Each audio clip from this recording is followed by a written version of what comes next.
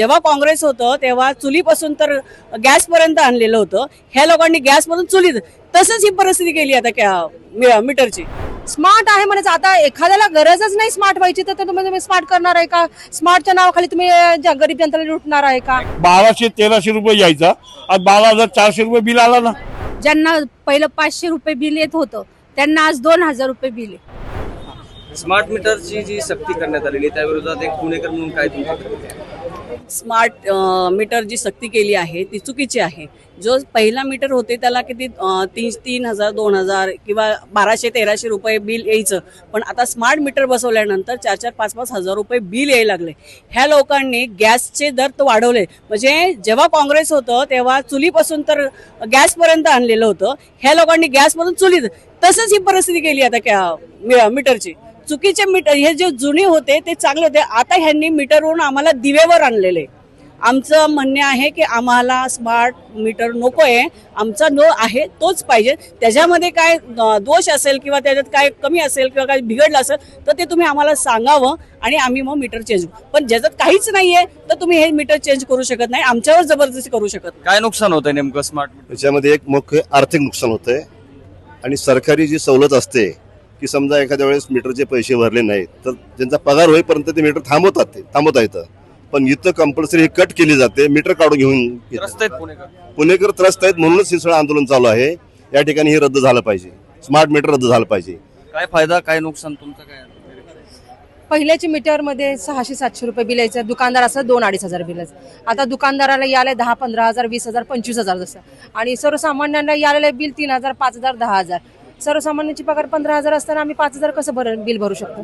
दुसऱ्या गरजा नाही आहेत का? लाईटीवरच आमचं पोट भागणार आहे का? सर्वसामान्यांची ही मागणी आहे की ताई हे जे स्मार्ट मीटर बसवते ना ते चुकीचं आहे. आम्ही कामाला जातो, धुणं भांड्याला जातो, घरी अचानकच येताना मीटर काढून घेऊन जातात आणि त्यांचं मीटर बसवून जातात. म्हणजे आम्हाला विचारात पण घेतलं जात नाही. असं का दंडलशाही करत आहेत? म्हणजे एखाद्याला आपल्याला उंच करायचंय, अदानीचं घर भरायचंय म्हणून आपण सर्वसामान्यांची पिळवणूक करायला का? हा माझा प्रश्न पडलेला प्रश्न. महावितरणमध्ये स्मार्ट आहे, स्मार्ट मीटर आहे. स्मार्ट आहे म्हणायचं. आता एखाद्याला गरजच नाही स्मार्ट व्हायची तर तुम्ही स्मार्ट करणार आहे का? स्मार्टच्या नावाखाली तुम्ही गरीब जनतेला लुटणार आहे का? ॲक्युरसी येते असं त्यांचं मत आहे. ऐकूच. आता तुम्ही म्हणताल की सर्वसामान्य म्हणतात की आम्ही 2 तारखेला बिल आलं तर आम्ही 6 तारखेला त्यांनी बिल भरलं पाहिजे अशी भूमिका असते. पण कोणाची परिस्थिती अशी असते की कोणाला दवाखान्याचा खर्च असतो, ह्याचा खर्च असतो, एखाद्या महिन्यात ते बिल भरू शकत नाही पण दुसऱ्या महिन्यात भरायची तयारी असते सर्वसामान्याची. पण आता हे स्मार्ट मीटरमुळे कसं होणार आहे की तुम्हाला 2 तारखेला बिल आलं तर 6 तारखेला भरावंच लागणार आहे. नाहीतर तुम्हाला पूर्ण 1 महिना जोपर्यंत तुम्ही बिल भरत नाही तोपर्यंत तुम्हाला अंधारातच राहावं लागणार आहे. म्हणजे पुन्हा कंदीलचे दिवस येतात काय असा संग्राम जनतेमध्ये आहे. नक्कीच.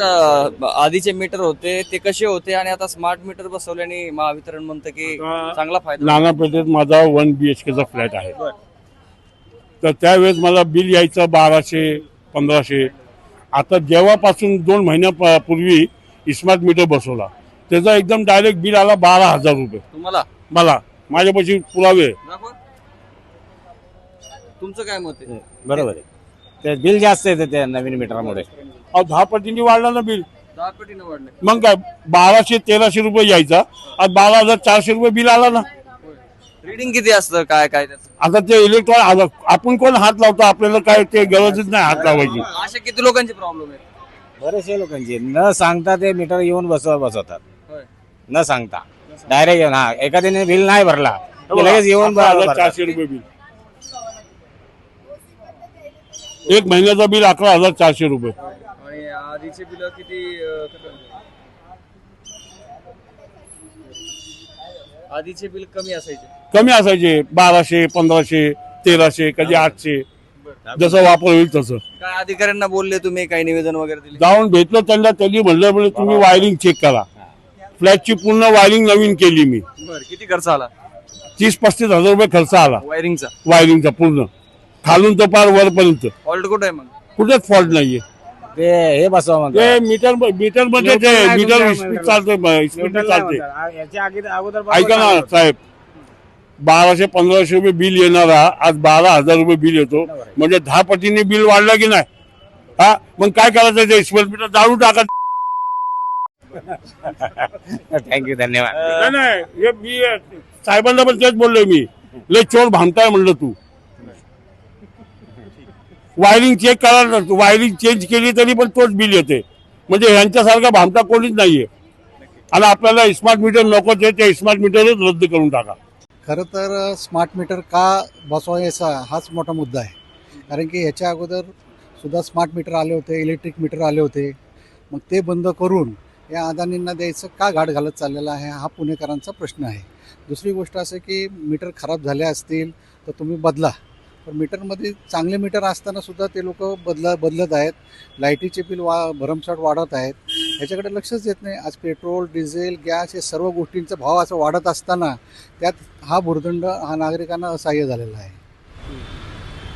तुम्हाला काय वाटतं हे स्मार्ट मीटर सक्तीचं केलेलं आहे? स्मार्ट मीटर करून तर त्यांनी आहे ना आमच्यासारख्या लोकांना तर फार अवघड केले.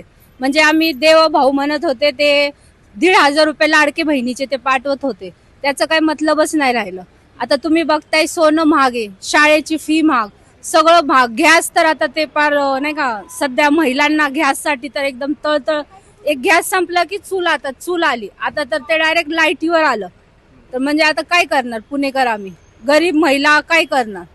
तुमचं बिल वाढलं असं म्हणायचं का तुम्हाला? बिल वाढी तर आहेच, पण ती महागाई पण किती आहे. स्मार्ट मीटर बसवल्यापासूनच तुमचं बिल वाढलंय असं म्हणायचं का? हो, काय केलं पाहिजे? अजून आमचं स्मार्ट मीटर आमच्या एरियात नाही झालं, पण आम्हाला करायचं पण नाहीये. आम्ही त्यासाठी यांच्या बरोबर आंदोलनमध्ये सामील आहोत. लोकांचे काय अनुभव आहे त्याच्यावर? लोकांचं खूप रडकुंडी हो. ज्यांना पहिलं 500 रुपये बिल येत होतं त्यांना आज 2,000 रुपये बिल आहे.